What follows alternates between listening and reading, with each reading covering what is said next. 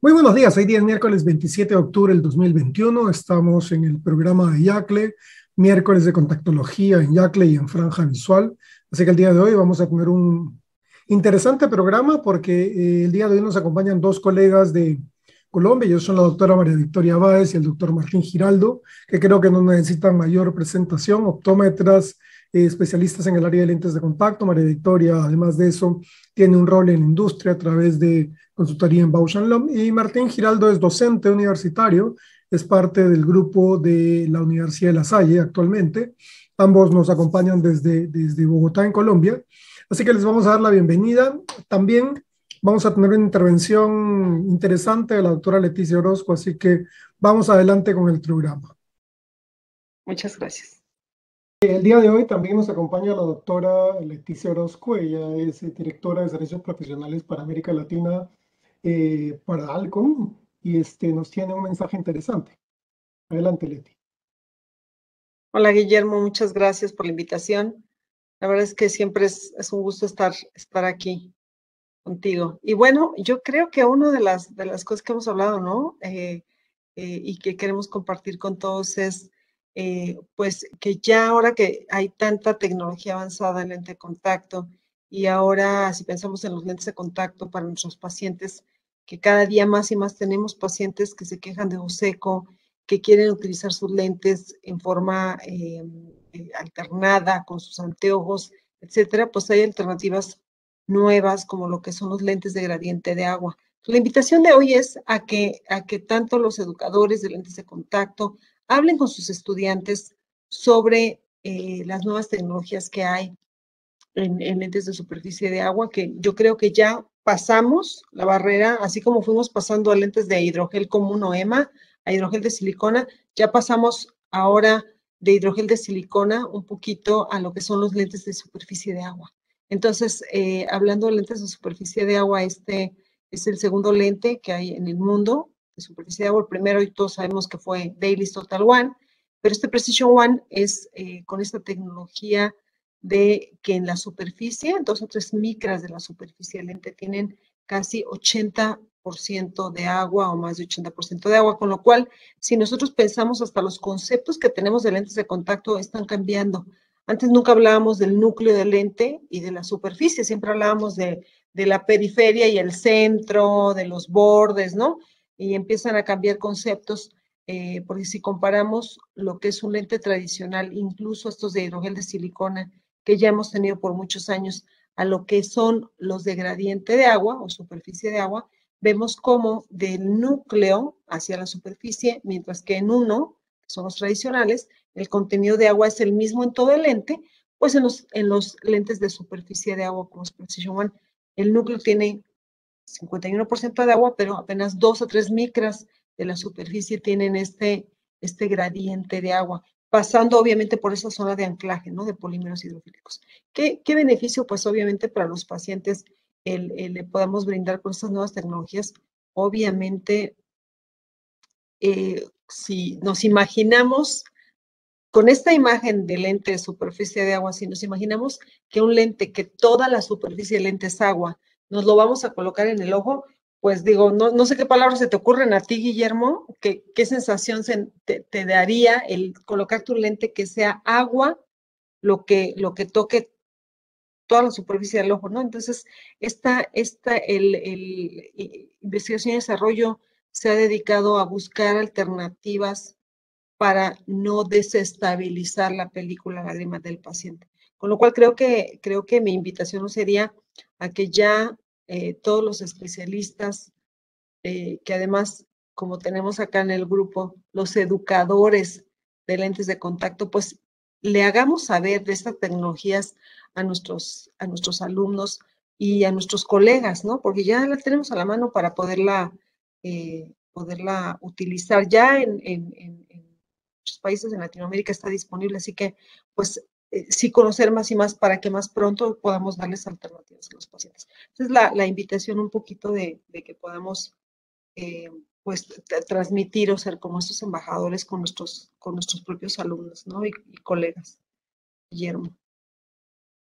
Muchas gracias, Leti. Sí, definitivamente el conocimiento cambia y las tecnologías tenemos, creo que la gran fortuna de haber vivido una gran etapa de desarrollo en el área de lentes de contacto, desde, como tú decías, el lente EMA, pasando por el hidrogel de silicona y finalmente pues a estas nuevas tecnologías que lo que buscan es mejorar el confort, facilitarle, mejorar la calidad de vida del paciente usuario de lentes de contacto. Así que, ¿qué más que nosotros que tenemos un rol de trasladar esa información a los futuros profesionales, que van a ser finalmente los que adapten mucho más de esta tecnología nueva, pues lo tengan de primera mano, ¿no? Que no sea solo el complemento de un lente como un lente más, sino que sea una alternativa útil para cierto grupo de pacientes o para todos los pacientes si así lo consideramos. Así que muchas gracias por habernos acompañado el día de hoy. Muchas gracias por contarnos un poco cuáles son las novedades que se tienen y finalmente tus palabras de despedida.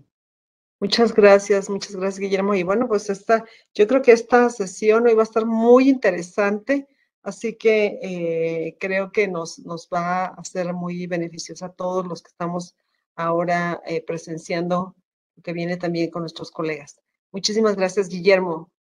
Un abrazo muy fuerte. Gracias. Bueno, vamos a seguir con el programa. El día de hoy tenemos a la doctora María Victoria Báez y al doctor Giraldo. En primer lugar, la doctora María Victoria Báez nos va a contar acerca de lo que es cuidado y mantenimiento de lentes de contacto y posteriormente con el doctor Giraldo vamos a hablar de pseudomiopía, ¿no? Algo que está la miopía que al día de hoy está revaluada, pero pues ciertas consideraciones de pseudomiopía.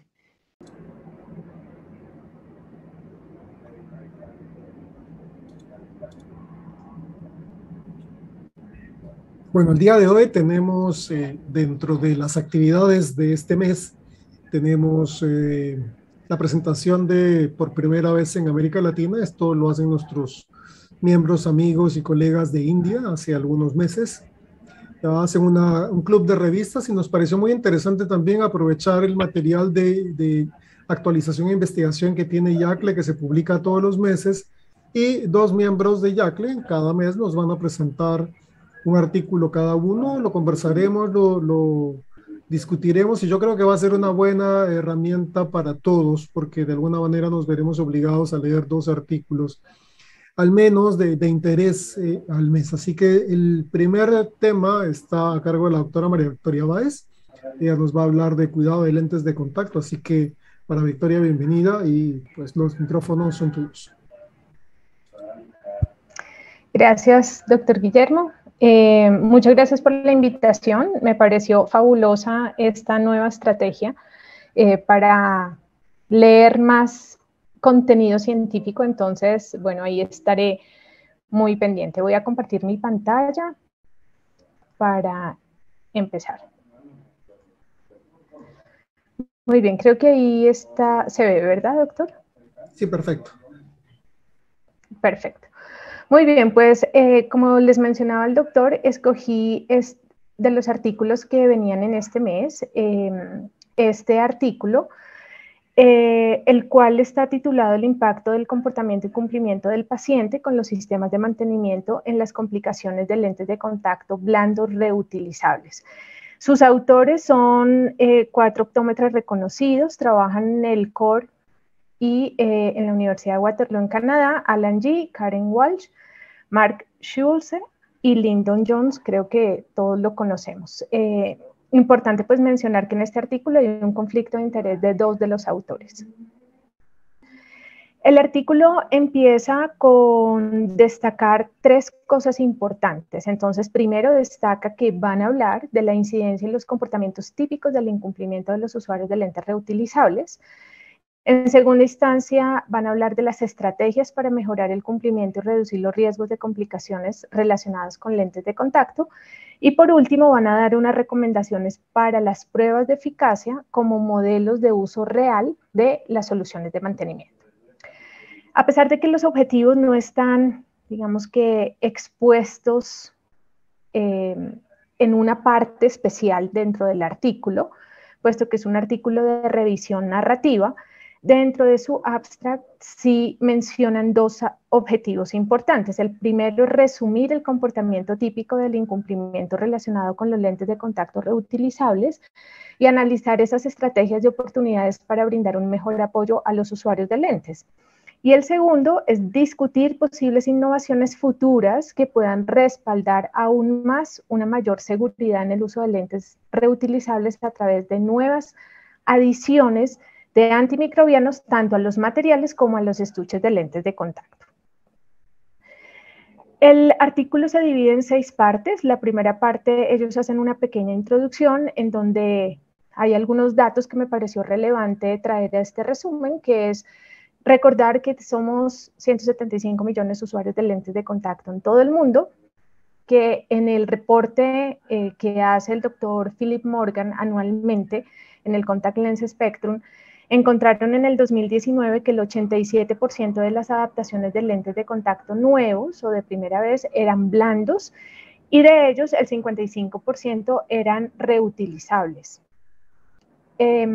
Importantísimo otro artículo ahí que mencionan y es que se ha sugerido una rutina diaria normal para aplicar y limpiar los lentes que incluye 49 pasos, que son los famosos 49 pasos del Dr. Young, que tal vez en el 2012, si mi memoria no me falla, fue publicado este artículo del Dr. Young, y decimos 49 pasos, wow, esos son unos pasos, son muchos pasos, inclusive pues los autores mencionan que es algo demasiado largo y engorroso.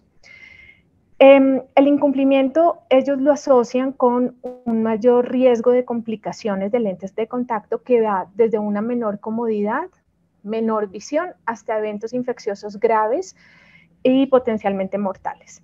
Muy bien, y hacen una quinta relación en la introducción sobre mayor conciencia de la higiene personal durante el COVID-19, que es algo muy importante que tal vez el COVID-19 nos ha dejado en estos 2 años, ¿sí? El hecho de lavarnos las manos, ¿verdad? Y esas recomendaciones de mejorar la higiene, pues eso ha beneficiado importantemente a los usuarios de lentes de contacto reutilizables. En una segunda sección, ellos hablan sobre el impacto del incumplimiento. Entonces, la dividen en 2 partes esta sección. Una que hablan sobre el incumplimiento y su impacto en la eficacia de los sistemas asistenciales antiguos y hacen mención de algunas soluciones multipropósito que tuvieron, digamos que una implicación con brotes puntualmente de queratitis por fusario y queratitis por acantamoeba y que tuvieron que ser retiradas del mercado. ¿Qué me llamó la atención de esta parte? Que cuando se hicieron las investigaciones de estas 2 soluciones, las soluciones efectivamente, ellos indican que sí podían hacer o eran muy buenas contra este tipo de bacterias, ¿sí? Y de hongos, pero ¿qué era lo importante? Que el usuario incumplía la forma de utilizar la solución multipropósito y por ello tuvieron que ser retiradas del mercado porque al incumplirla, pues no eran tan efectivas. En una segunda parte de este segundo punto, hablan sobre el incumplimiento de lentes de contacto en los sistemas de mantenimiento modernos, ¿sí? Básicamente hacen referencia que el incumplimiento afecta la satisfacción en el uso de los lentes y conducía a una reducción de la comodidad y la calidad visual y un aumento de los síntomas de resequedad que digamos que sabemos que eso es una cosa que vemos diariamente. Otra cosa importante que ellos mencionan es que el 50% de los usuarios de lentes no cumplen con el procedimiento de lavado de manos y solo el 2% demostró un muy buen cumplimiento de él. Es decir, que a pesar de que hemos visto mejoras en el lavado de manos por el COVID-19, pues creo que aún falta. Y el tercero, rellenar la solución antes de remojar el lente de contacto durante la noche, pues dentro de la revisión que ellos hacen, mencionan pues que reduce la capacidad de desinfección de las soluciones multipropósito, ya que demostró que el conservante se absorbe en el lente de contacto y al absorberse en el lente de contacto, pues la solución que queda remanente en el estuche, pues va a estar contaminada. Adicionalmente, el cierre incompleto del estuche puede provocar la evaporación de la solución, alterando la capacidad de desinfección. Entonces, tanto rellenar como cerrar el estuche son claves. En una tercera parte sobre el cumplimiento, ellos hacen una comparación de dos conceptos: el comportamiento que debería ser y el comportamiento real, ¿verdad? Nuestras creencias versus la realidad. Dentro del comportamiento del debe ser, mencionan los 49 pasos del Dr. Young, mencionan el lavado de manos versus el COVID, que además traen artículos de otros autores en donde mencionan que sí hay una mejoría del lavado de manos, hay más conciencia de los usuarios de lentes de contacto en lavarse las manos antes de tocar sus lentes de contacto, y por supuesto el debe ser de la limpieza de los estuches. En cuanto al comportamiento de creencia versus realidad, me llamó mucho el concepto que ellos desarrollan con respecto a la percepción del usuario. Ellos manifiestan que hay una desconexión del usuario con respecto al riesgo que hay por el mero uso de usar lentes de contacto. Tanto así que mencionan que hay un desconocimiento generalizado del nombre de la solución multipropósito. Y bueno, digamos que yo recordando pacientes que he visto, que les menciono cómo se llama la solución con la que lavan los lentes, me dicen la de tapa azul o la de tapa blanca, pero no recuerdan efectivamente cuál es el nombre de la solución. Entonces, ahí hay una realidad que nosotros creemos que el paciente sí lo recuerda, pero la realidad es otra. Muy bien. Otro concepto que desarrollan que me pareció muy importante es el comportamiento pues como tal del usuario. Entonces, hay comportamientos que ellos llaman no obedientes, como el sobreuso, el no frote, el ducharse con los lentes de contacto, practicar natación, dormir con los lentes y usar agua. Tanto es así la desconexión que tiene el usuario que, a pesar de que son conscientes, hay una conciencia de que hay ese riesgo de, si llegan a hacer alguna de estas actividades con los lentes de contacto, para él no hay riesgo. Hay como una ligera conciencia, llamémoslo así, pero se desconectan completamente. Entonces, ponen, digamos que entre comillas, un término que usan muchos de nuestros pacientes es: eso no me va a pasar a mí. ¿Sí? Eso le pasa a otros, pero no me va a pasar a mí. Y por último, la limpieza y reemplazo del estuche, en donde pues hacen una revisión bastante exhaustiva de otros artículos, en donde nos manifiestan que la limpieza y el reemplazo del estuche no es como debería ser, como el debe ser, ¿sí? Que sabemos que en estos momentos debería ser mensual y la limpieza es diaria, sino que los pacientes pues lo hacen de diferentes maneras. En una cuarta sección de este artículo, ellos lo llaman estrategias para mejorar y apoyar el comportamiento obediente. Lo dividen en 4 conceptos claves.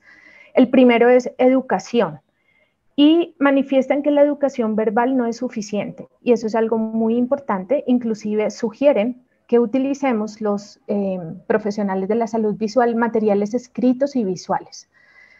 Los pacientes tienen mala memoria, tanto así que mencionan un porcentaje que es del 10% de recordación de toda la información que le damos a un paciente recién sale de una consulta de contactología. Entonces, a pesar de que le decimos todo en esa consulta, efectivamente, pues solamente nos va a recordar el 10%.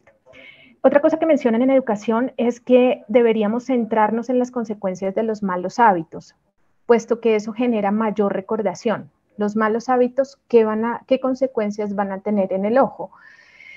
Nos sugieren hacer evaluaciones o checklists, es decir, en nuestra historia clínica diseñar un checklist de unas 5 preguntas con el objetivo que en los controles del paciente yo chequee que realmente esté haciendo correctamente la limpieza y desinfección de los lentes de contacto. Y por supuesto tener recordatorios visuales, y en mencionan un recordatorio visual que fue muy famoso y además adaptado por la BCLA en Inglaterra, en donde le colocaban este sticker a los estuches de lentes de contacto con el objetivo de que el paciente pues no lavara los estuches con agua. La segunda estrategia habla sobre los sistemas de mantenimiento. Ellos mencionan que hay dos sistemas de mantenimiento que formulamos los optómetras, que son las soluciones multipropósito y los peróxidos. Dentro de las soluciones multipropósito, aproximadamente se formulan el 73% de los pacientes, mientras que las soluciones de peróxido en un 27%. ¿Qué ventaja ven con respecto al peróxido sobre la solución multipropósito? Es que es libre de conservantes, ideal para aquellos pacientes que tienen alergia. Ellos también nos recuerdan que es importante dentro de los sistemas de mantenimiento que formulamos tener en cuenta los tiempos de desinfección versus los tiempos de neutralización en el caso de los peróxidos. Los tiempos de desinfección, sabemos que cada marca de solución multipropósito tiene un tiempo definido, 4, 6, 8, 10, incluso hasta 12 horas. El tiempo de neutralización del peróxido en las diferentes marcas se ha estandarizado en 6 horas. Entonces, eso es importante como una estrategia para mejorar ese comportamiento de los pacientes, mencionarlo. En cuanto a las soluciones multipropósito, pues en este momento la mayoría que están en el mercado tienen biocidas modernos o desinfectantes modernos, que inclusive algunas mencionan el paso de no frotar. Hay soluciones en el mercado que son de no frote.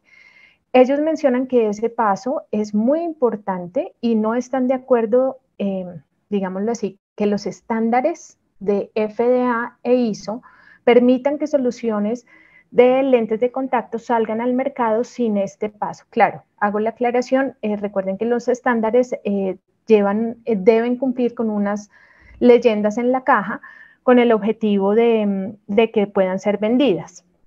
Ellos manifiestan ahí, digamos que discuten muy bien cómo las soluciones no frote comparativamente y en otros estudios que ellos revisaron, pues muestran que no tienen el mismo porcentaje de limpieza o efectividad con respecto a las soluciones de frote. La tercera estrategia son los estuches. Ellos mencionan unos estuches con propiedades antimicrobianas. La marca es Microblock. Básicamente estos estuches, que es este que lo conseguí en internet, es un estuche que tiene iones de plata que se agregan mediante moldeado por inyección en el plástico, y estos iones de plata pues reducen la actividad microbiana en el plástico. También hay unos estuches que no han salido al mercado, el de iClean, ellos mencionan que es de Soflon, o sea de Cooper Vision, y NanoCase de Marietta Vision. También hay otros estuches en donde han realizado modificaciones de la superficie, por ejemplo, que les han colocado revestimientos de polietilenglicol o recubiertos de selenio para dificultar la adhesión microbiana en esas superficies plásticas. Esto, digamos que ellos mencionan que todavía no está a la venta, no está disponible, pero está en estudio. Una cuarta estrategia que ellos mencionan es el programa de reemplazo del estuche. Dentro de este programa de reemplazo del estuche, básicamente sugieren que los laboratorios que fabrican soluciones multipropósitos deberían siempre dar como cortesía en la solución multipropósito, independiente del tamaño, un estuche. Eso va a hacer que el paciente recuerde que debe reemplazarlo cuando compra cualquier tamaño de la solución. También recomiendan un cambio en la recomendación que hace la FDA a un reemplazo mensual. Recordemos que la FDA realizaba antes de la pandemia un reemplazo de 45 días y este reemplazo mensual que sugieren en la recomendación de la FDA, pues ayuda a impulsar una mejora en el cumplimiento del paciente. Pues si lo dice la FDA, por lo menos en Estados Unidos o la Comisión Europea en Europa, pues va a hacer que los pacientes tengan una mejor conciencia y nosotros podamos divulgar eso. Sabemos que por COVID-19 pues lo hacemos de esa manera. La quinta y última parte de este artículo pues menciona sobre mitigar el comportamiento del paciente desobediente. Entonces allí tocan varios conceptos. Uno, sobre las pruebas de eficacia. Sabemos que para que una solución salga al mercado debe cumplir 9 pruebas ISO, ¿sí? Dentro de ellas hay una prueba que es la prueba estándar, que es la ISO 14729, que básicamente nos dice los requisitos microbiológicos y los métodos de prueba para esos productos como soluciones multipropósito o en general regímenes de desinfección de lentes de contacto, ¿verdad? Esta prueba ISO, recordemos que mide el tiempo en remojo de un lente de contacto y que ese tiempo en remojo debe ser efectivo para 2 cepas de hongos, Candida albicans y Fusarium solani, con una calificación de una reducción logarítmica, y para 3 bacterias con 3 reducciones logarítmicas, la Serratia marcescens, la Pseudomonas aeruginosa y el Staphylococcus aureus. Mencionan también dentro de esa prueba de eficacia pues que hay unos requisitos adicionales exigidos por organismos reguladores locales donde se fabrican las soluciones.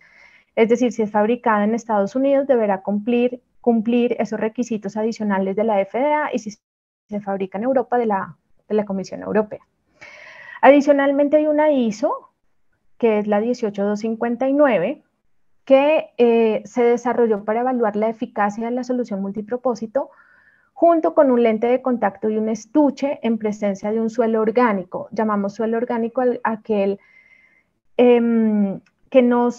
que podemos decir que es casi como una película lagrimal, o sea, simulamos una película lagrimal. Entonces, esta ISO, que sale como una mejora de otras antiguas pruebas, pues ya tiene en cuenta un lente de contacto, el estuche y esa presencia de suelo orgánico. Entonces ellos mencionan, los autores mencionan, que todas las soluciones deberían someterse a esta prueba. ¿Por qué lo menciono? Porque para sacar una solución multipropósito al mercado, es necesario que cumplan las 9 pruebas ISO donde no está incluida esta. Es decir, que con solo la prueba de régimen, ¿sí? Y de tiempo en remojo, pues va a estar bien. Muy bien. ¿Qué pasa? Y ellos mencionan, ¿qué pasa cuando una solución multipropósito no cumple estas reducciones logarítmicas? Cuando el lente está en remojo. Si la calificación fue de una reducción logarítmica en bacterias, por ejemplo, que no cumpliría, pero sigue en una reducción logarítmica de 1 en hongos, les dan la oportunidad a estas soluciones de hacer una prueba de régimen. Básicamente es incorporar la rutina de limpieza basada en las recomendaciones del fabricante, como el frotamiento y el enjuague. Y si la solución es capaz de reducir el número de patógenos viables a 10 unidades formadoras de colonias, pues podría salir a la venta. Entonces, digamos que ahí hay como una ayuda en ciertas soluciones.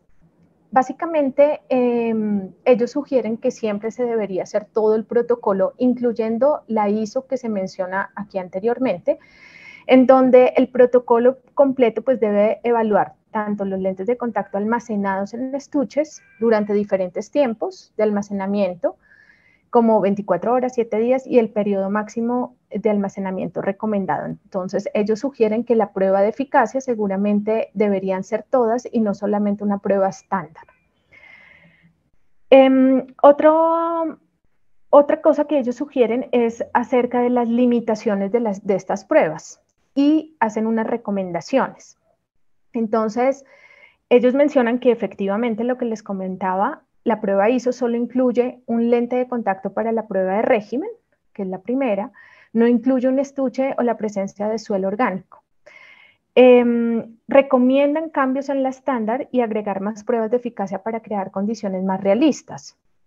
Y las soluciones multipropósito deberían probarse según las normas ISO, tanto para cepas estándar, es decir, estas que normalmente hacen la prueba con las soluciones, como también para cepas clínicas. Y ponen el ejemplo de estas 3 cepas como la Escherichia coli, productora de beta-lactasas de espectro extendido, el Staphylococcus aureus resistente a la metilicina, por ejemplo, y aislados clínicos de Candida albicans, que son cepas que han tenido cambios o han tenido como migraciones o cambios en su estructura, y que el paciente puede estar, digamos que, expuesto a ellas. Actualmente, ellos mencionan que una de las recomendaciones futuras que hacen es que no existe una forma validada para probar la eficacia de los desinfectantes de un lente de contacto contra la Acanthamoeba. Sí, sabemos que la Acanthamoeba, pues además de que está en el agua, está en el piso, y tal vez es el microorganismo más temido para que un paciente contraiga una queratitis microbiana. Entonces, la recomendación es realizar pruebas contra especies representativas como esta que es la Cantamoeba. ¿Qué desarrollos futuros y brechas actuales ellos encuentran? Para los optómetras, es importante tener en cuenta las razones del incumplimiento por parte del usuario, ¿sí? Entonces, ellos mencionan que cuando en la anamnesis estamos haciéndole la primera consulta al paciente, deberíamos tener en cuenta el estilo de vida que esperan lograr con sus lentes de contacto y algunos factores psicológicos que van a producir si la conducta que ellos van a tener con los lentes de contacto va a ser de cumplimiento o no cumplimiento. Y lo segundo que nos sugieren a los profesionales de la salud es enseñar y recordar. Básicamente tenemos que enseñar y recordar, enseñar y recordar. A la industria le hacen una recomendación en cuanto a que sería muy interesante hacer talleres patrocinados para grupos involucrados, incluyendo pacientes, puesto que mencionan que todos los talleres son dirigidos a profesionales de la salud o algunas reuniones a organismos, pero no están dirigidos a los pacientes, que sería muy interesante hacer este tipo de talleres y incorporar tecnologías antimicrobianas tanto en los estuches como en los lentes de contacto. A los gremios, dirigido digamos que especialmente a los gremios de optometría, sugieren hacer reuniones para desarrollar estrategias novedosas para mejorar el cumplimiento de los pacientes. Y por último, mencionan algunas infografías que están online que podemos utilizar los profesionales de la salud, la industria o el gremio, con el objetivo de hacer esa educación más fácil, como las infografías que hay en el CDC, en la OMS, en EuroContact y en el COR.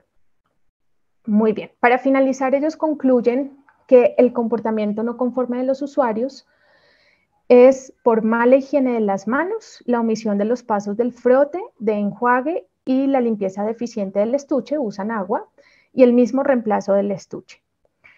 El impacto del comportamiento no conforme va desde la poca comodidad y abandono de los lentes de contacto hasta una queratitis infecciosa potencialmente mortal. La pandemia del coronavirus ha reenfocado a la profesión en la importancia de la higiene de manos en particular y la necesidad de promover un uso y cuidado seguro de los lentes de contacto en general. Y sabemos que a principios del coronavirus, en marzo del 2020, pues tuvimos algunos mitos y dudas con respecto al uso de los lentes de contacto que ya después pues fueron aclarados. La educación del paciente tiene un papel central en el fomento de los comportamientos obedientes. Recordemos lo de la memoria de los pacientes, los sistemas de creencias personales. Las soluciones multipropósito deben demostrar su eficacia contra los microorganismos. Sin embargo, en el mundo real no se logran los mismos niveles de eficacia logrados en condiciones de pruebas controladas. No es lo mismo lo que se logra en un laboratorio, en esa prueba controlada, en un ambiente específico, que en la realidad. Entonces, lo que sugieren es que deberían someterse las soluciones multipropósito a pruebas de eficacia en el mundo real.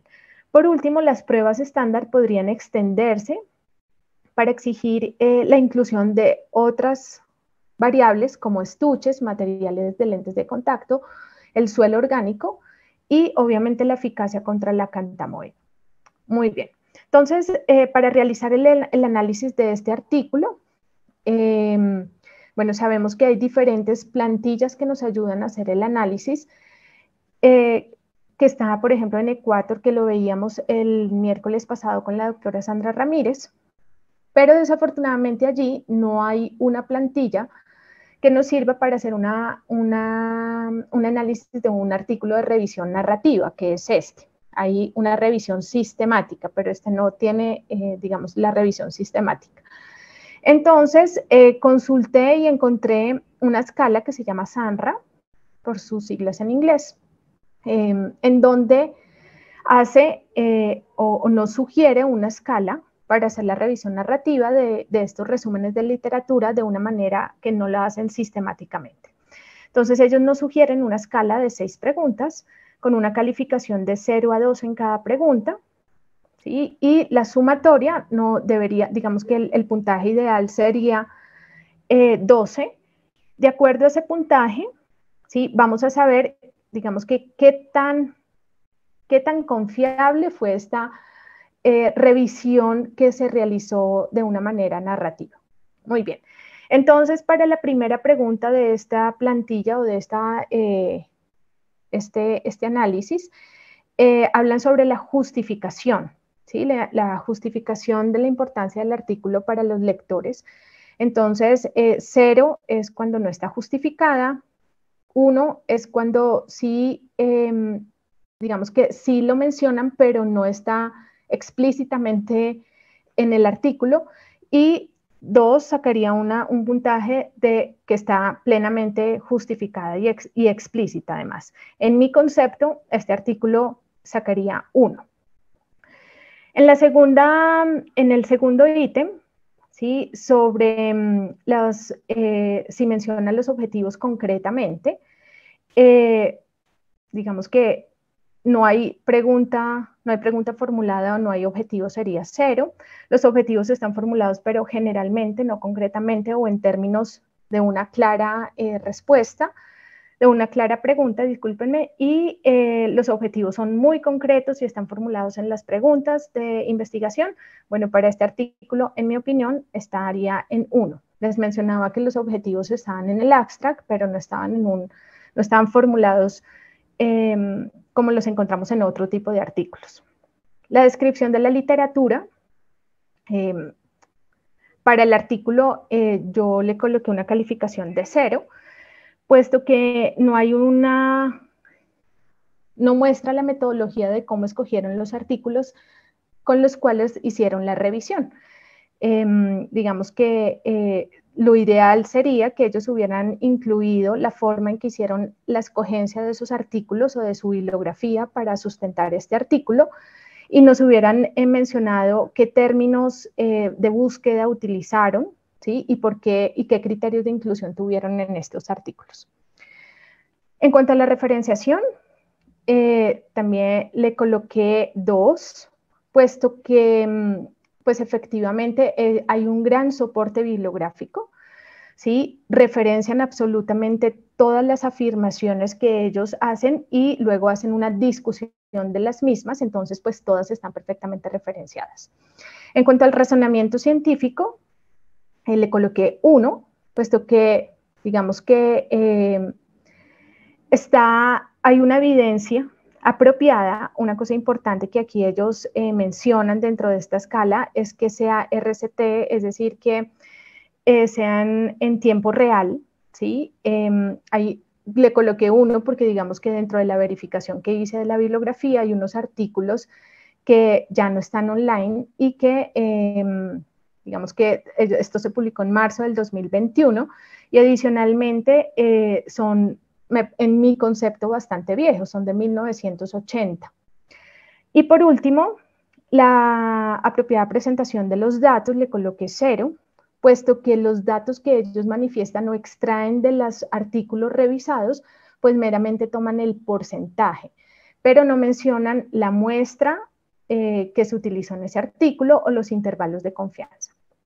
Entonces, en la suma nos da un puntaje de 5/12. En mi opinión, pues este artículo de revisión narrativa lo hacen autores e instituciones reconocidas, entonces digamos que uno de los autores, Lyndon Jones, es pues bastante reconocido. El tema es actual, real y de nuestro diario vivir. Los autores tuvieron en cuenta 196 referencias bibliográficas, pudieron explicar, digamos que por mejorar, hubieran explicado el cómo decidieron incluirlas y por qué un rango tan amplio de 40 años de búsqueda, de 1980 a 2020.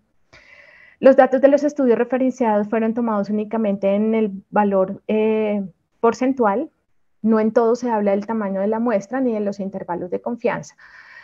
Al hacer la búsqueda de este artículo, tiene 4 versiones, fueron publicadas en PubMed, Elsevier, Europe, PMC y el Contact Lens Journal.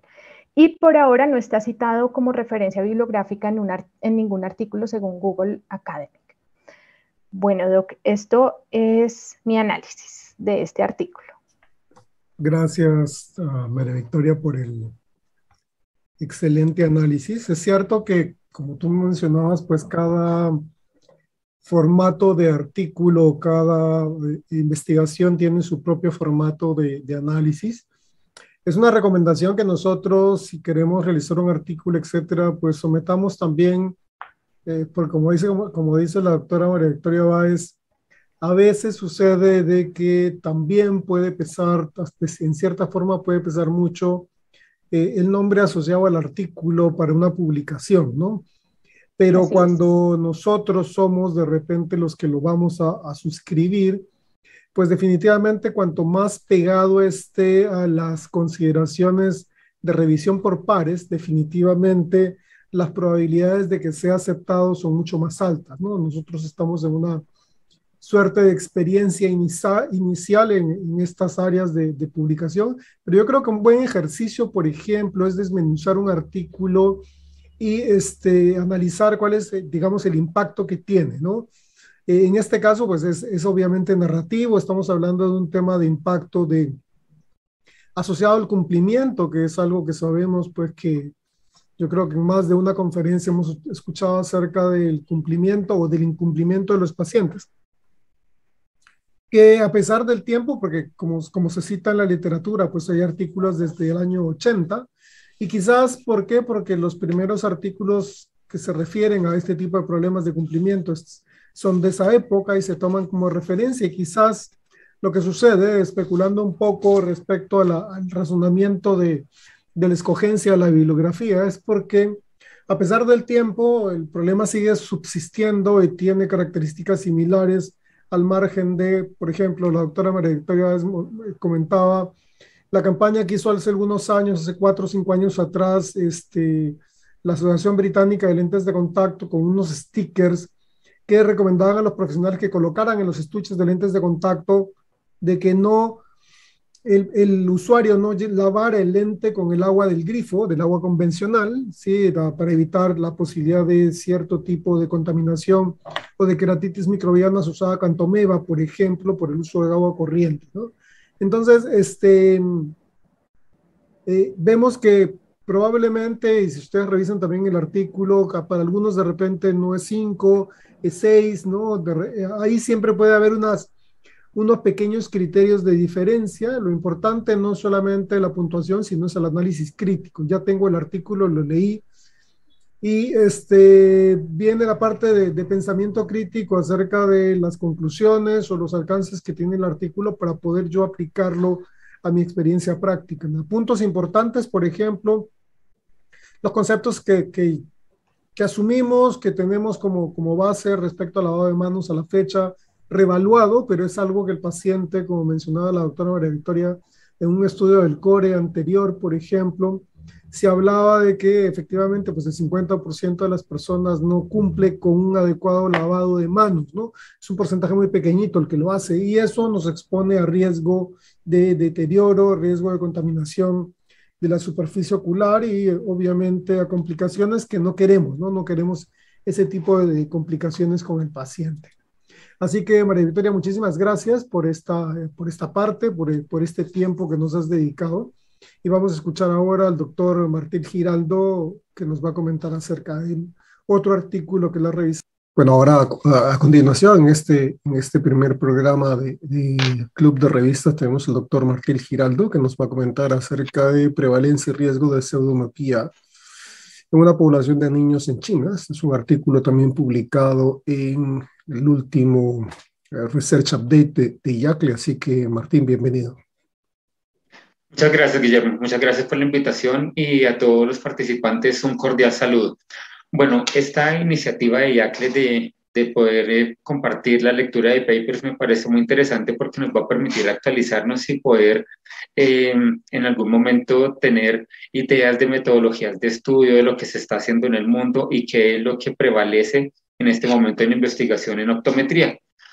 Este artículo, como está en el título, es la prevalencia de factores de riesgo de pseudomiopía en una población en China, en la provincia específica de Anyang. ¿Por qué es importante este estudio y por qué me llamó la atención?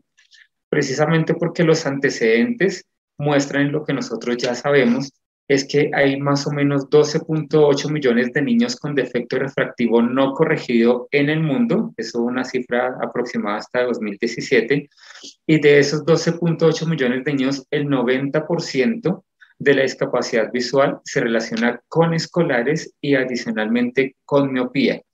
Esto es importante porque sabemos que, o se ha hablado, que la miopía es como una pandemia mundial, por así decirlo, donde los niños, el factor de riesgo, el trabajo cercano, el exceso de uso de computador, y ahora con la pandemia de COVID-19, pues se estima que vaya a aumentar este proceso y que en el 2050 se duplique o se triplique la cantidad de niños miopes en el mundo. Sin embargo, el punto de análisis de este estudio es la existencia o la coexistencia con la pseudomiopía. Entonces, la pseudomiopía también se entiende como un fenómeno refractivo, pero es relacionado con la acomodación. Es decir, que es un valor negativo que se da en el examen y en la cicloplegia desaparece. Así es como se diagnosticaría una pseudomiopía. Cuando en el examen optométrico normal o convencional se ven valores refractivos tendientes a la miopía, y cuando se hace la cicloplegia este valor disminuye o incluso pasa a la hipermetropía, es decir, que solo se puede diagnosticar a través de la cicloplegia, porque ahí es donde se relaciona la parte acomodativa. De esto se tiene en cuenta que se puede aumentar el riesgo de miopía y pseudomiopía en niños por la demanda que hay en visión próxima. Esto es una amenaza para las dos entidades. El menor tiempo en espacios abiertos, los autores de este proyecto tenían como la duda de si la falta de trabajo en espacios abiertos o la falta de espacios para que los niños relajen su visión y hagan actividades al aire libre también era un factor de riesgo para la pseudomiopía o para la miopía de manera indistinta. Adicional a eso, se ha encontrado que hay un aumento de miopía y alteraciones de la acomodación más en esta población, y pues a manera personal en mi práctica clínica sí veo un aumento de la frecuencia de pseudomiopía en los niños, e incluso ya las endoforias son más prevalentes que antes. De esta manera surge la necesidad de poder diferenciar entre miopía y pseudomiopía para evitar errores en la corrección óptica. Es decir, los autores plantean en el paper que se ha estimado que errores en la corrección óptica pueden aumentar el defocus que hay en la retina y ser un factor de riesgo para que sí aparezca verdadera miopía. Y en segundo lugar, pues que estos errores, ya sea por hipo o hipercorrección miópica, pueden contribuir al aumento de la miopía, donde la corrección debe ser la que es, sin dar hiper o hipocorrecciones. Todos estos fueron los motivantes por los cuales se desarrolló este paper, y básicamente tenía los siguientes objetivos. 1, determinar la prevalencia de pseudomiopía en esa población estudiantil. 2, cuáles eran o cuáles son los factores de riesgo para pseudomiopía y si se podía asociar a la miopía específicamente. El tercer objetivo sería establecer la prevalencia de prescripción óptica inexacta de esos pacientes, cuáles estaban hipercorregidos o hipocorregidos o normocorregidos, y ya sabemos que eso ya era un factor de riesgo para el aumento de la miopía en caso de existir. Otro objetivo fue identificar la diferencia entre miopía y pseudomiopía en términos clínicos, y finalmente reconocer el uso de cicloplegia en la práctica clínica. Este factor es muy importante porque, como se dijo anteriormente, la forma de diagnosticar la pseudomiopía adecuadamente es a través de la cicloplegia, porque tenemos que eliminar ese factor acomodativo. Si bien es cierto, hay otros test clínicos que se pueden coadyuvar para la correlación de datos, la cicloplegia es el gold estándar para diagnóstico de pseudomiopía. Bueno, entonces, ¿cuál fue la metodología de este estudio? Fue un estudio de cohorte, una cohorte de seguimiento a 1 año en una población escolar de niños de 6 a 13 años. El muestreo se hizo en escuelas primarias y en secundarias, y el muestreo fue aleatorio para que fuese también estadísticamente representativo para ese tipo de población. ¿Cuáles eran los criterios de exclusión? Los criterios de exclusión básicamente fue ambliopía, que el paciente o que el niño tuviese una ambliopía que estuviera en tratamiento o sin tratamiento, antecedentes de cirugía o trauma ocular y problemas de salud en general que pudieran afectar la toma de agudeza visual, la toma de los datos o que pudieran afectar la visión. Específicamente, esos fueron los criterios para no incluir a un niño en ese estudio. ¿Qué procedimientos se realizaron? La parte refractiva fue realizada con autorrefractómetro, sin y con cicloplegia al inicio y al final del estudio para poder realizar estudio comparativo. La cicloplegia se realizó una gota de ciclopentolato al 1% y una gota de tropicamida, con un espacio de 5 minutos entre cada una, y el examen se realizó 30 minutos después de haber instilado la última gota. Posteriormente se pasó al examen completo ocular, donde se revisaba segmento anterior y segmento posterior para poder descartar cualquier alteración asociada que pudiera influir en el estudio, y se realizó un cuestionario a los padres para determinar cuáles eran las actividades de los niños en su tiempo libre o en su tiempo académico. En cuanto a este cuestionario, se buscaba básicamente dos aspectos específicos. El primero era saber cuánto tiempo o en horas día duraban los niños en tareas en visión próxima y asimismo en actividades fuera de casa o actividades al aire libre.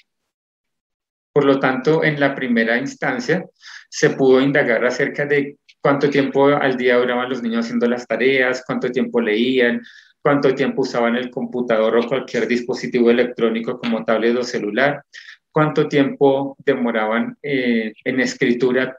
Todas esas horas se sumaban. Muchas veces nosotros en la práctica clínica sumamos cuántas horas de computador, pero no cuántas horas escriben, cuántas horas hacen otras actividades como escuchar música, jugar con mascotas. Allá en esa provincia específicamente, los niños son enseñados desde muy pequeños a cocinar, por eso aquí de pronto no es tan común, pero allá ellos cocinan desde pequeños y estaba incluido en el cuestionario, juegos de mesa y demás. Y en cuanto a las prácticas al aire libre, les preguntaban cuánto tiempo corrían, nadaban, bailaban, practicaban ciclismo, fútbol, tenis de mesa, porque son deportes muy, muy populares allá, básquetbol, incluso este que me llamó la atención, lanzamientos de sacos de arena, es muy común allá en China y en la población de los niños. Entonces, la idea era sumar todos estos factores al día en cuanto a actividades al aire libre y trabajo en visión próxima. De tal manera que a partir de eso y a partir de los valores que se obtenían de la refracción, se tuvieron en cuenta las siguientes definiciones.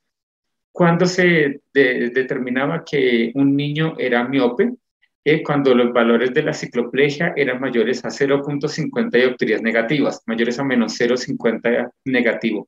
Es decir, que la miopía no se diagnosticaba con el examen sin cicloplegia, sino si ya con la cicloplegia daba miopía, efectivamente se tomaba como una miopía verdadera. Segundo aspecto importante es que la pseudomiopía se determinaba comparando los valores antes y después de la cicloplegia. ¿De qué manera? Que se estimara un valor negativo antes de la cicloplegia y después de la cicloplegia que este valor negativo disminuyera o por el contrario se pasara a la hipermetropía. Solo estableciendo esta comparación se determinaba la existencia de pseudomiopía. Y por otro lado, ellos determinaron un grado de cantidad de pseudomiopía en donde restaban el valor previo y posterior a la cicloplegia y era como un valor, una cantidad de pseudomiopía. Básicamente, estas fueron las definiciones para ellos poder clasificar niños miopes y niños con pseudomiopía. Cabe resaltar que todos estos casos se dieron con equivalente esférico. Es decir, aquí estamos hablando de equivalentes esféricos mayores a 0,50, valores equivalentes esféricos comparativos y valor equivalente esférico en cantidad de pseudomiopía para finalmente analizar los resultados. Finalmente se llevó otro cuestionario como uno de los objetivos era determinar entre los profesionales qué tan común o qué tanto se reconocía la importancia de la cicloplegia.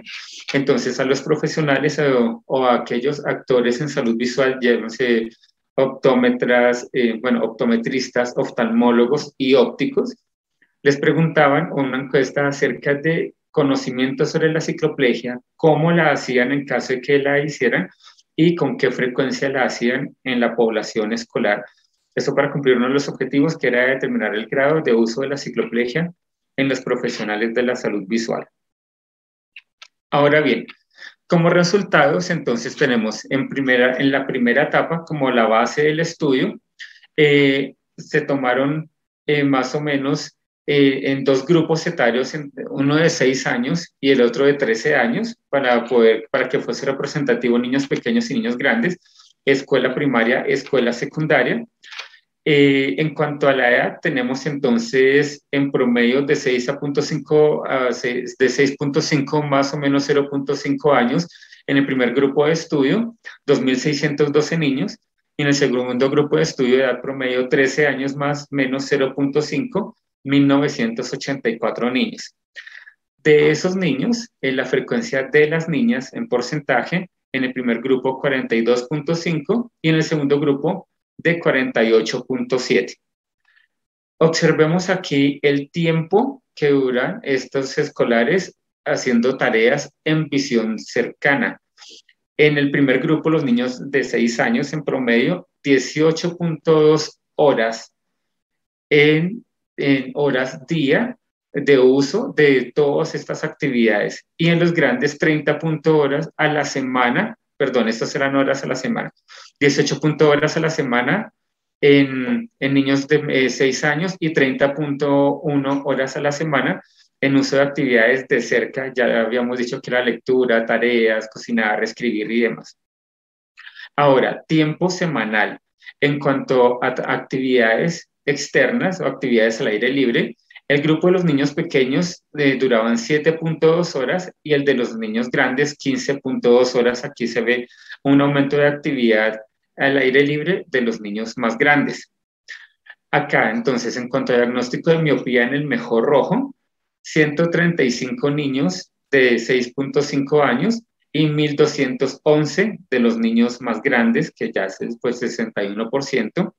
Y en cuanto al uso de la corrección óptica, aquí vemos que entre esos miopes, el 7.4 los utilizaba, el 7.4%, y el 61.5% de los niños más grandes. Entonces aquí ya se ve una diferencia importante en el uso de corrección óptica de los niños más pequeños. Bueno, entonces acá continuando, en cuanto a los valores específicos refractivos, vemos que la refracción no cicloplégica hay una alta frecuencia o bueno, un valor promedio de menos 0.13 en los niños pequeños y de los niños grandes de menos 1.75. O sea que estos niños grandes tienen más alta frecuencia de prevalencia de la miopía, donde el mayor valor corresponde a las miopías bajas, que es de menos 0.5, menos 0.50 hasta menos 3. Y pues miopías moderadas se considera de menos 3 a menos 6, ya la menor frecuencia, aunque sigue siendo importante. Y las miopías altas mayores a 6 dioptrías, aquí el 2.2% en los niños de 13 años y el 0.1% en los niños de 6 años. De tal manera que se estableció que en los niños de 13 años hay más frecuencia de miopía y esa miopía pues es baja. En cuanto a la refracción bajo cicloplegia, evidenciamos en este caso que también los niños de 13 años, básicamente acá es donde se está dando la miopía verdadera, donde tenemos en los niños de 13 años una mayor frecuencia, tanto en las bajas y en las medias, y una menor frecuencia en los niños pequeños. Aquí hay algo muy importante y es la relación que hay con la pseudomiopía. Como habíamos dicho anteriormente, la pseudomiopía solo se diagnostica comparando las diferencias entre el valor precicloplegia y postcicloplegia, y principalmente postcicloplegia el valor es menos negativo o tiende a la hemetropía o a la hipermetropía. En este caso la frecuencia cambia de grupo etario. En los niños de 6 años observamos mayor frecuencia de pseudomiopía, y aquí como estamos viendo el poder pseudomiópico que se definió anteriormente como aquel equivalente esférico donde se restaba el valor de la cicloplegia anterior y posterior. Entonces, como un valor absoluto de poder de pseudomiopía se presenta más en los niños de 6 años. Y fíjense que la mayor frecuencia se presenta con un valor o una diferencia de pseudomiopía de entre 1,25 y 2 dioptrías. Es decir, que al hacer una sustracción entre la cicloplegia, entre el valor precicloplegia y poscicloplegia, hubo una diferencia entre 1,25 y 2 dioptrías en estos niños pequeños. Sin embargo, acá también vemos una diferencia importante de 1 a 1,25 del 13,1%, o sea, 342 niños. Entre 0,75 y una dioptría de diferencia, 336 niños. De 0,50 a 0,75, 331. Y 0,25 a 0,50, 286. Quiere decir que el promedio de diferencia de poder de pseudomiopía fue haciendo esta sustracción de 1,13 dioptrías en esta población de pequeños, mientras que en los niños más grandes de 0,38 fue pues menor. ¿Qué quiere decir? Que aquí se ve una mayor frecuencia de pseudomiopía en esta población. Entre los niños más pequeñitos, más pseudomiopía pues existía en este caso. Ahora, si nosotros estamos, o si vamos a analizar acá, lo que es el análisis de la corrección óptica, vemos un grupo de niños con una corrección, una hipercorrección sobre negativo, una hipocorrección menos negativo, que sí es pues bastante importante, aunque los niños pequeños finalmente aquí la frecuencia es baja, pero está asociada a la cantidad de niños corregidos. Recordemos en la tabla anterior que los niños corregidos eran menos, acá en este caso. Y acá en esta población de los 13 años, habían más niños corregidos, pero pues por eso aumentó la frecuencia de sobrecorrección negativa, pero es una suma importante de 286 niños de 13 años con una hipercorrección negativa. Y con hipocorrección, acá también pues la mayor frecuencia, pero cabe resaltar que el mayor porcentaje de corrección óptica estaba en estos niños y en los menores de 6 años era muy poquita la corrección óptica, entonces ahí hay un valor importante. Sin embargo, algo que estamos viendo en estas dos tablas es que en cuanto al el valor de no cicloplegia y el valor cicloplégico, entre estos dos grupos etarios sí hubo diferencias estadísticamente significativas. Es decir, ¿qué es importante resaltar ya en estas dos condiciones? Que es más prevalente la verdadera miopía en los niños de 13 años y es más prevalente la pseudomiopía en los niños de 6 años en el primer grupo, porque sí hubo significancias estadísticas en cuanto a este diagnóstico. Y aunque también la diferencia era muy alta entre cantidad de niños corregidos y no corregidos, sin embargo, el valor de cambios de corrección, es decir, correcciones inadecuadas, también fue estadísticamente significativo en las dos poblaciones de estudio. Esto es importante para el momento final de la discusión determinar la importancia de la corrección óptica, pues que sea adecuada. Pues aquí en cuanto a los resultados, aquí tenemos el grupo 1, los niños de 6 años, aquí tenemos el grupo 2, los niños de 13 años. Este es el valor medio y en cuanto a ese valor medio, antes el valor precicloplegia, el valor poscicloplegia, se ve que poscicloplegia, la mayoría de zonas o la mayoría de puntos están hacia el valor hipermetrópico. Muy poquitos se mantuvieron en valores miopes, aquí en los 6 años, y aquí en los 13 años hubo una leve tendencia hacia el valor hipermetrópico, poca tendencia hacia el valor miópico.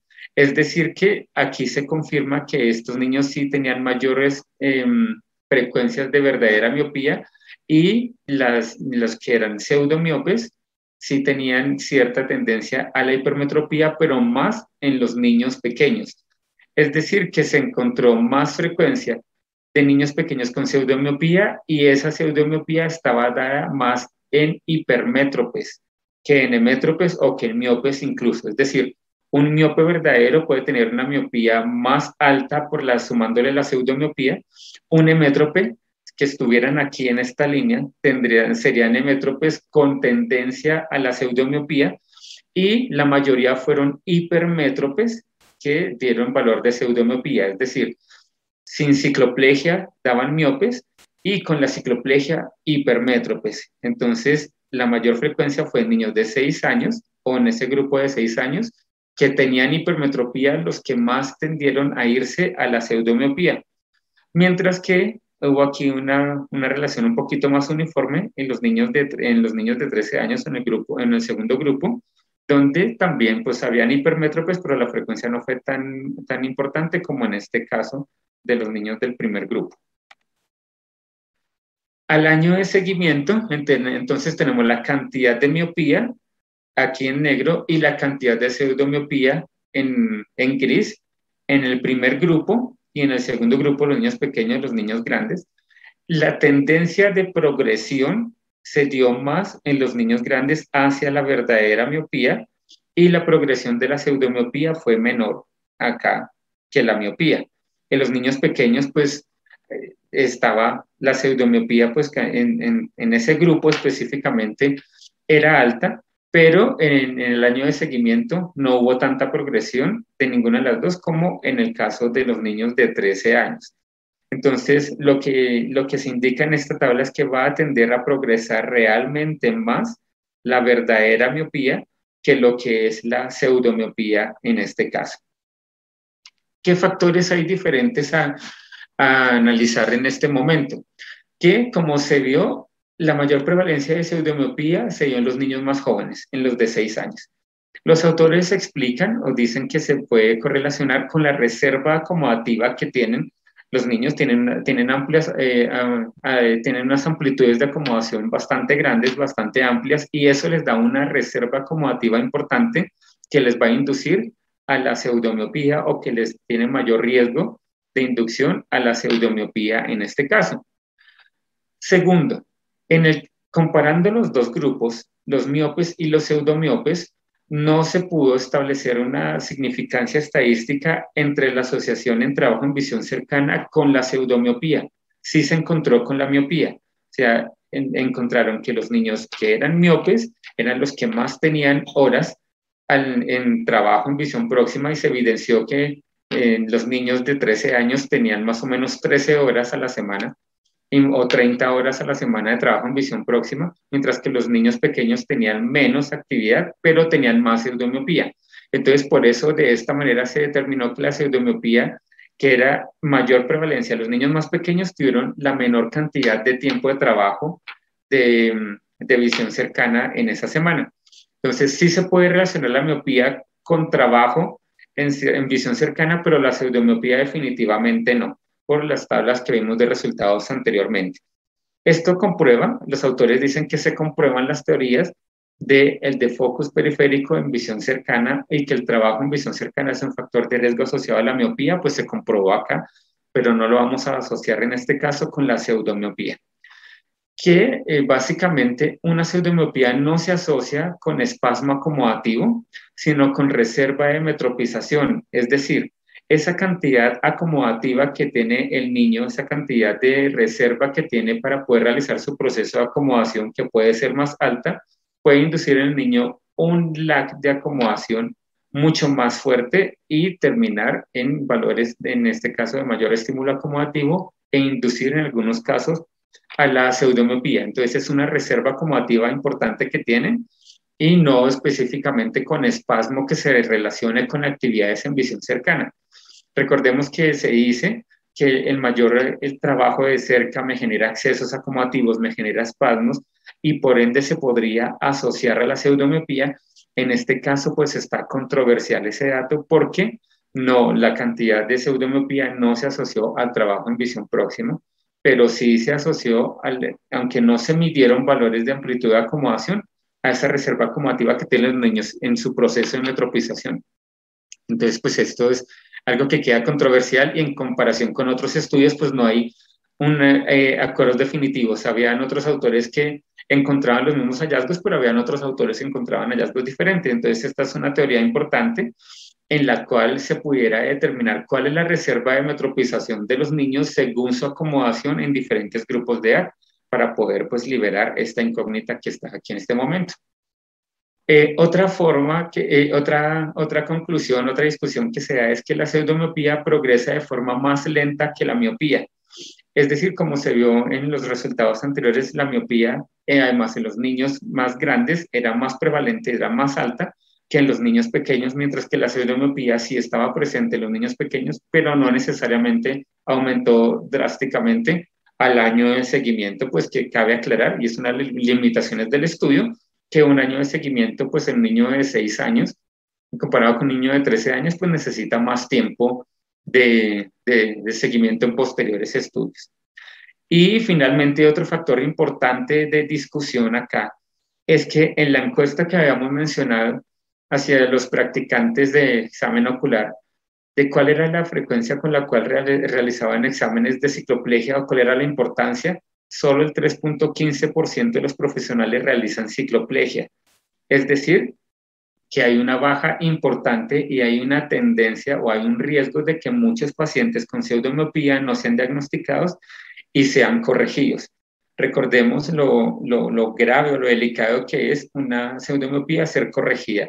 Ahí sí estamos haciendo un imbalance mayor en esa parte acomodativa y sí promover que aumente esta alteración acomodativa. Entonces, es probable, y los autores mencionan en el estudio, que es probable que existan en esa población de China, de Nanyang, muchos niños mal corregidos que tengan pseudomiopía, porque la pseudomiopía no se corrige, se puede estabilizar con terapia visual, y que también existen muchos niños miopes que estén hipercorregidos precisamente por no realizarse la cicloplegia. Recuerden que la miopía también puede estar acompañada por pseudomiopía cuando el valor da menos negativo en la cicloplegia, porque finalmente el trabajo en visión próxima, aunque no es un factor específico que según estos autores me produzca pseudomiopía, pero sí es un factor asociado en este caso que podría contribuir a que ese niño aumente su miopía. De aquí este estudio entonces se destacan dos conclusiones importantes, y la primera es que la pseudomiopía es más frecuente en los niños más pequeños. Ahí se resalta la necesidad de hacer cicloplegia, mejor dicho, la cicloplegia es, yo podría decir que en el examen de optometría pediátrica obligatoria, pero es mandatoria en los niños de 6 años o menores. ¿Por qué? Porque ellos encontraron que en esta población era más prevalente la pseudomiopía y que la pseudomiopía no es un factor de riesgo independiente para el desarrollo de la miopía, es un factor de riesgo asociado o es una asociación que se da, pero no dependen una de la otra.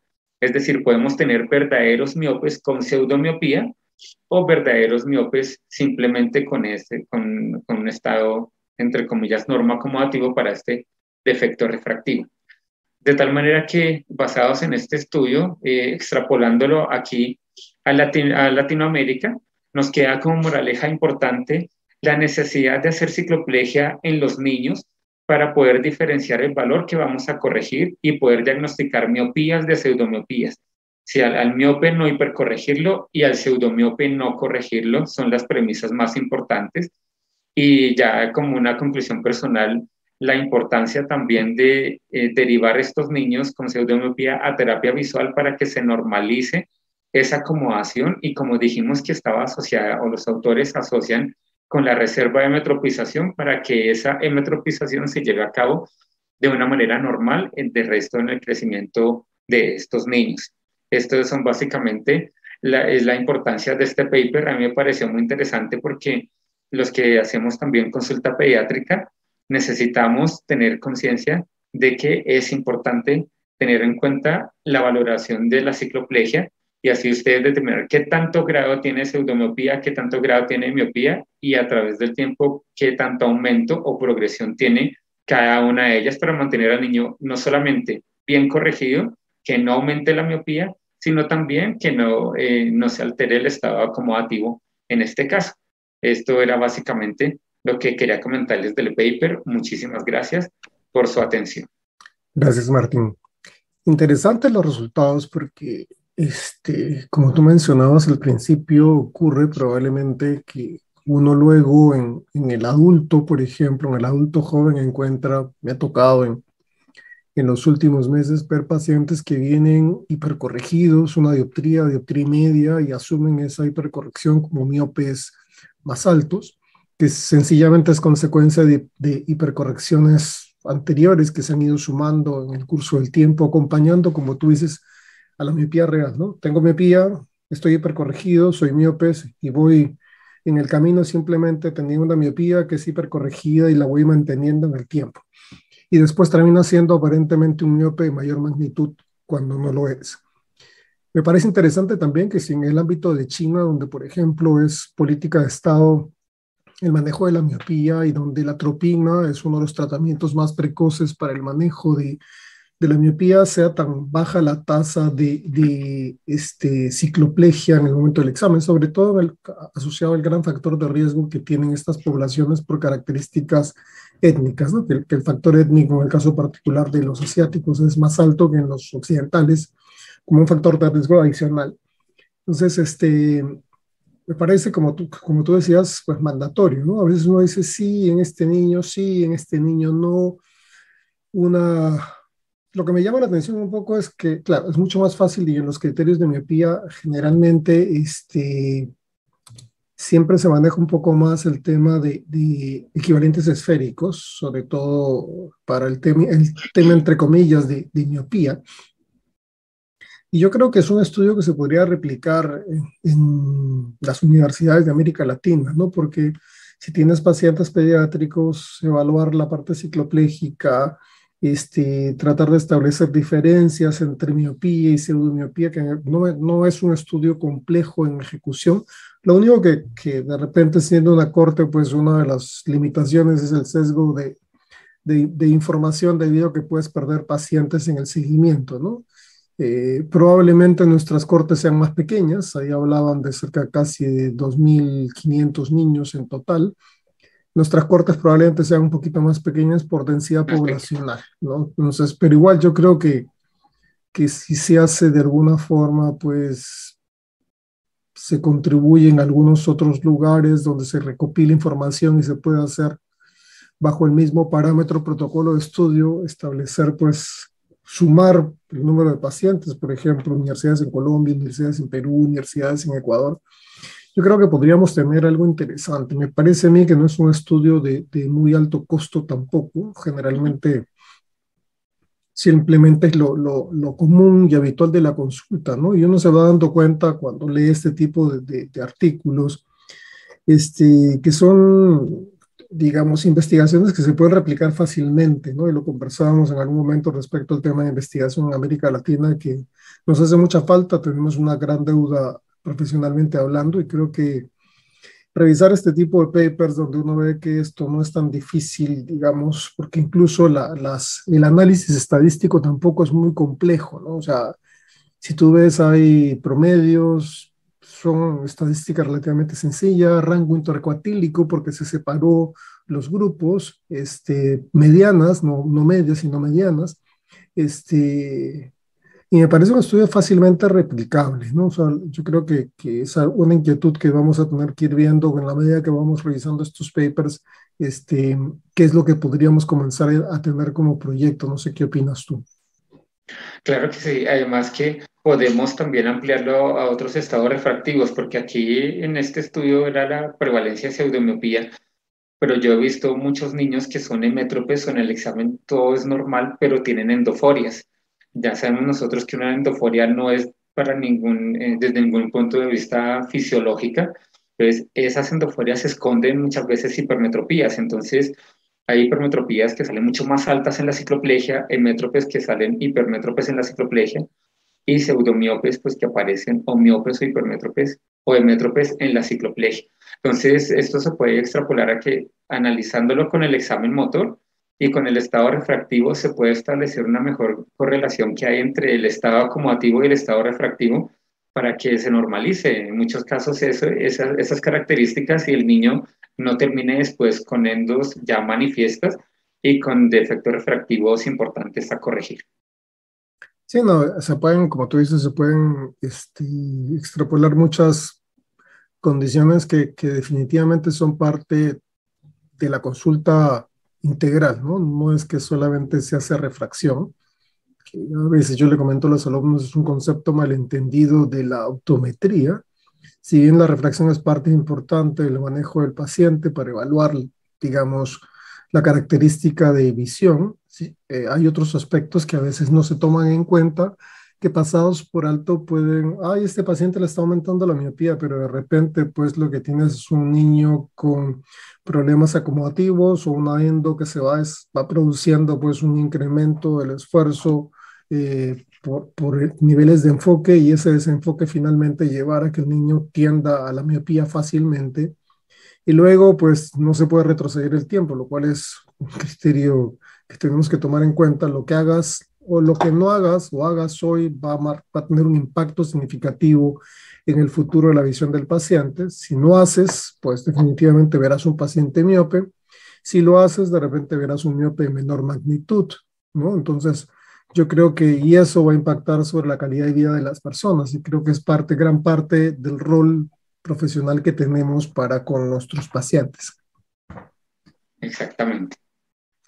Pues nada, Martín, muchísimas gracias. Ha sido una muy bonita experiencia al día de hoy escuchar estos dos artículos. Uno, el primero con la doctora María Victoria Báez respecto a el cuidado de los lentes de contacto, que a veces está también como eh, infravalorado porque los pacientes no le prestan, y los profesionales a veces no le prestamos la atención suficiente a las indicaciones de cuidado y mantenimiento de los lentes de contacto. Asumimos que como se reemplazan más frecuentemente hoy, pues ya hay menos interés en el cuidado y mantenimiento. Los riesgos que involucran pues un mal cuidado y mantenimiento, incluso el impacto sobre el confort y las deserciones finales del uso del lente de contacto. No es que el lente sea un elemento incómodo, pero un lente que no se cuida adecuadamente puede terminar siendo más un problema que una solución.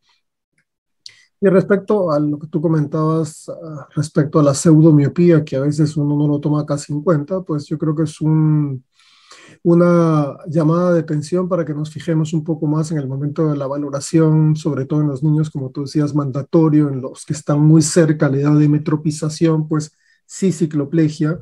Posteriormente, de repente, pues será condicional al defecto refractivo que ambulatoriamente yo vea en una retinoscopía de forma rápida, si todavía es hipermétrope o si el paciente se ha hecho muy miope y te dicen que en los últimos meses, pues sobre todo con este tema de la pandemia, donde hubo una gran necesidad de estar en casa y un trabajo mucho más intenso en visión de cerca, pues se ha producido, y como tú decías, probablemente se experimente un cambio, un salto en la curva hacia arriba en la prevalencia de miopía en los próximos años. Así que quiero agradecerte finalmente también por estar aquí con nosotros el día de hoy, por haberte estado presionando porque teníamos que hacer el programa para este primer programa de la semana. Pero yo creo que ha salido muy bien. En el primer bloque tuvo participación la doctora Leticia Orozco. Nos habló un poco respecto a las novedades que tiene la compañía en la que trabaja respecto a los lentes de contacto, que de alguna forma pues tanto los profesionales como los educadores pues tienen que estar al tanto de lo que está pasando alrededor del mercado de lentes de contacto, que también es una opción importante para poder corregir en su momento. Así que, bueno, te voy a dar a ti la posibilidad de que cierres el programa. Es el primer programa de Club de Revistas, y yo creo que va a tener muy buen impacto en nuestros colegas de la región. Bueno, Guillermo, primero que todo, muchísimas gracias por la invitación, por esos esfuerzos tan importantes que está haciendo IACLE para poder compartir las experiencias con todos los profesionales y en este caso tener la cultura de lectura de papers que nos proyectan, nos extrapolan resultados, nos dan a la reflexión y nos dan iniciativas de poder hacer investigación también aquí en Latinoamérica. Entonces, pues muchas gracias. Invitar a todos los colegas también para que participen y poder nosotros tener un grupo grande, un grupo abierto donde podamos precisamente tener más actividades de colegaje y compartir todas estas partes científicas que necesitamos día a día. Muchísimas gracias. A ti, Martín, muchas gracias. Este ha sido el programa de hoy. Recordarle a los miembros de IACLE que ya estamos en la recta final para el examen de Fellow, así que los que se han inscrito van a tener información importante a través de la plataforma IACLE Top. Así que nada, muchísimas gracias. Este ha sido el programa de hoy y nos escuchamos la próxima semana en otro programa de IACLE. Chao. Hasta luego. Ok, detener.